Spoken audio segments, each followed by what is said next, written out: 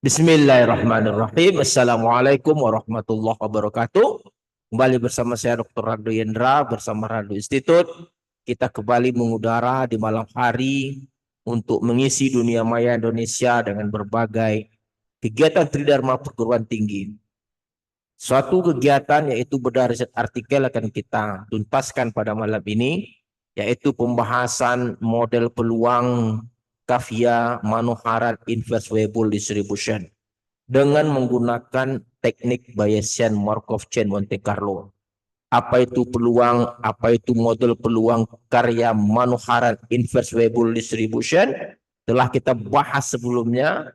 Silakan masuk ke Rado Institute untuk melihat seperti apa model peluang ini, dari mana datangnya, terus apa yang digunakan sehingga generator distribution yaitu Kafia Manoharan Techniques akan digunakan untuk baseline distribution inverse Weibull. Silakan masuk ke Rado Institute. Nah, kali ini kita langsung saja bahas model peluang Kafia Manoharan inverse Weibull distribution menggunakan Bayesian MCMC. Oke, kita akan coba lihat R kita. Kita buka R kita terlebih dahulu, yakni R kita. Seperti biasa, kita gunakan data yang sebelumnya digunakan. Datanya, oke, kita coba lihat data Z. Ini data yang kita gunakan. Lalu setelah data kita peroleh, lalu kita bangun suatu coding pemrograman untuk fungsi likelihood.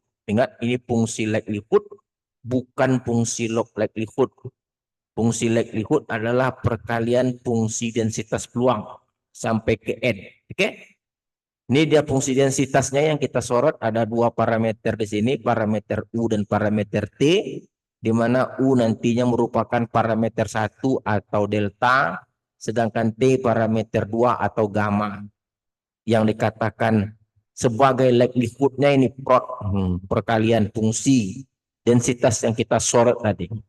Setelah kita jalankan coding dari fungsi likelihood ini, kita mulai dengan proses Markov Chain Monte Carlo dengan terlebih dahulu memberikan nilai awal untuk parameter 1 atau parameter delta 1100, parameter gamma atau parameter 2 atau parameter T 1,5.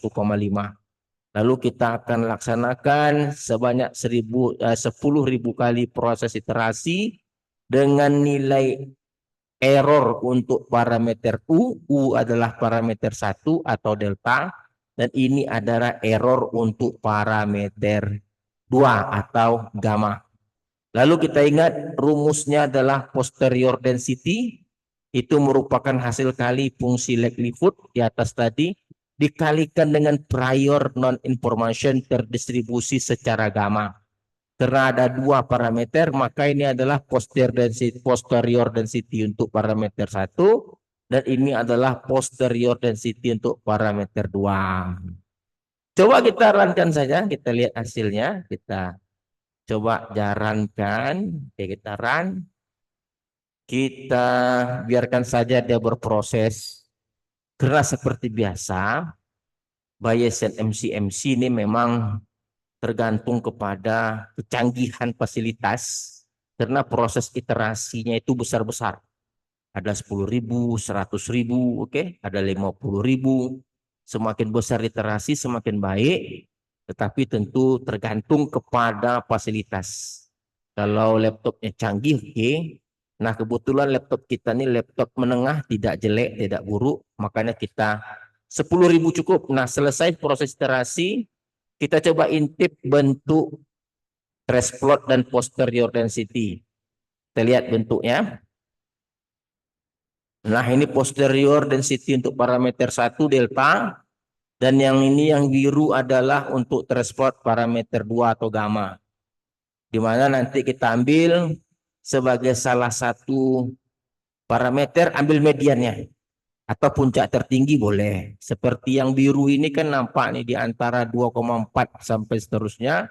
Sedangkan yang berwarna merah itu posterior density-nya dapat kita ambil di antara 1100 sampai 1101. Nah, ini kita bisa ambil nanti di sini. Nilainya cuma untuk memastikannya kita gunakan median. Oke. Untuk parameter 1 kita ambil median delta, median U. Untuk parameter 2 atau gamma median T. Lalu kita memerlukan beberapa komponen untuk uji density plot, cumulative plot.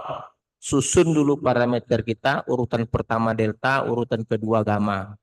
Kita run saja untuk komponen-komponen uji density plot, XI untuk density plot, XX untuk cumulative plot, FF ini untuk kumulatif hampiran atau dalam riset artikel sebut dengan empirical.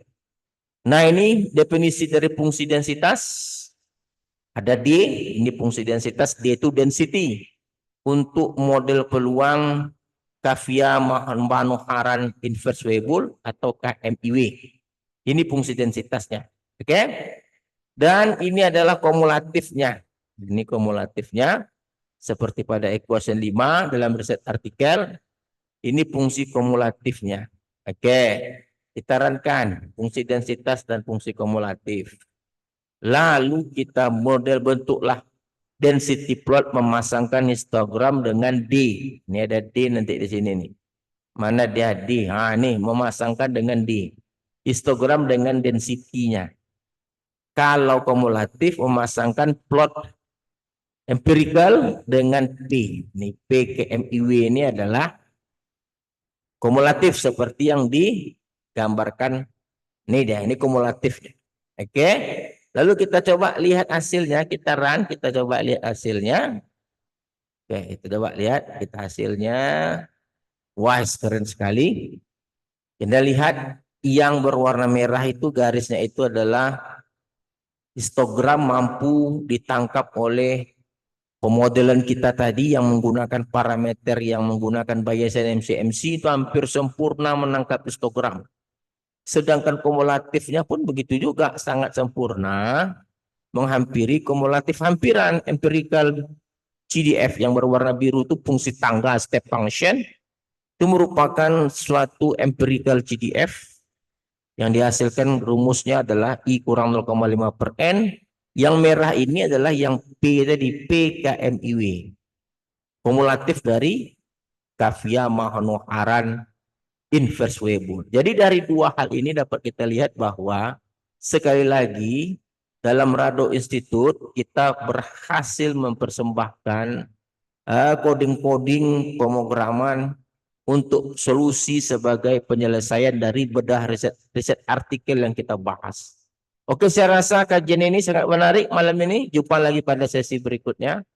Rado Yendra dan Rado Institute undur diri. Assalamualaikum warahmatullahi wabarakatuh.